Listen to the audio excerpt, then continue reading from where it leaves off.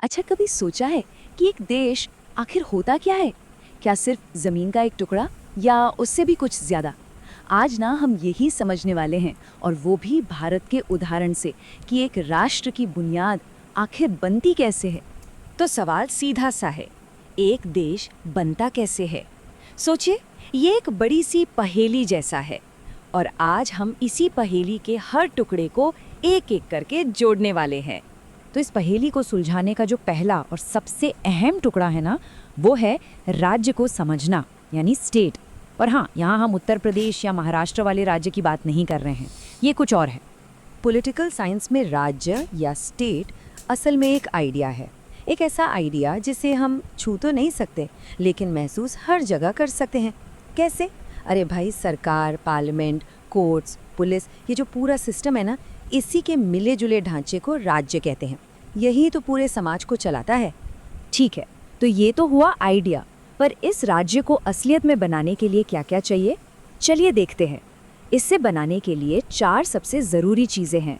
तो किसी भी राज्य को हकीकत में बनने के लिए इन 4 चीज़ों का होना एकदम ज़रूरी है। चलिए अब ज़रा इन्हें और करीब से समझते हैं।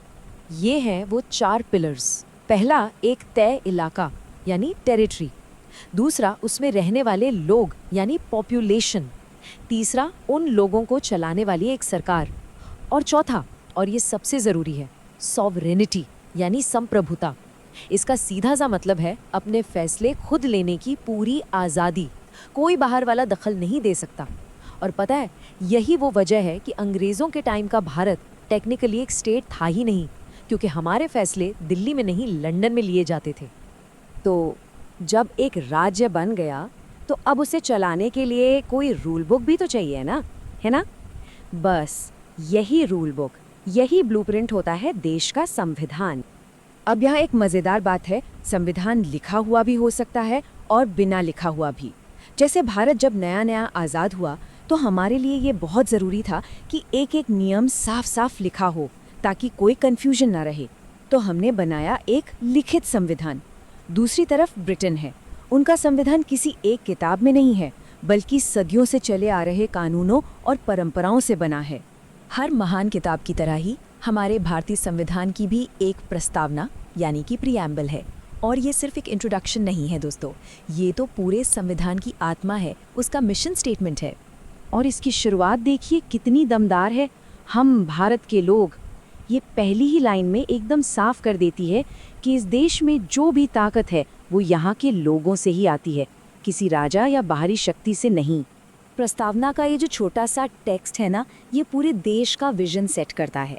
ये जवाहरलाल नेहरू के ऑब्जेक्टिव रेजोल्यूशन पर आधारित है, जिसने असल में पूरे संविधान को बनाने की दिशा तय की थी। तो हमारी प्रस्तावना अपने हर नागरिक से 4 बड़े बड़े वादे करती है। पहला, सबके लिए न्याय मतलब जस्टिस। दूसरा, सोचने बोलने की आज़ादी यानी लिबर्टी। तीसरा, हर किसी के लिए बराबरी इक्वालिटी। और चौथा, देश में भाईचारा यानी फ्रेटर्निटी। सच कहें तो यही वो आदर्श हैं जिन पर हमारे भारत की नींव रखी गई है। ठीक है, तो हमारे पास अब राज्य के तत्व हैं और एक ब्लूप्रिंट यानी संविधान भी। अब चलिए देखते हैं कि इस संविधान हमारे इस नए राष्ट्र को आखिर डिफाइन कैसे करता है। संविधान का पहला आर्टिकल, आर्टिकल 1 कहता है, India that is Bharat shall be a union of states, यानी इंडिया अर्थात भारत राज्यों का एक संघ होगा। संविधान सभा में इस पर बहुत बहस हुई कि देश का नाम पारंपरिक भारत रखा जाए या मॉडर्न इंडिया। आखिर में दोनों को अपना लिया गया। और एक बात, ये जो राज्यों का संघ या यूनियन ऑफ स्टेट्स शब्द है ना, ये बहुत बहुत सोच समझ कर चुना गया। हमारे संविधान बनाने वालों ने जानबूझकर फेडरेशन जैसा शब्द इस्तेमाल नहीं किया। जानते हैं क्यों? क्योंकि वो भारत पाकिस्तान बंटवारे का दर्द देख चुके थे। वो ये पक्का करना चाहते थे कि भारत एक अविनाशी संघ बने, मतलब एक ऐसा संघ जिसे तोड़ा नहीं जा सकता, जहां किसी भी राज्य को देश से अलग होने का हक कभी भी किसी भी हाल में ना हो।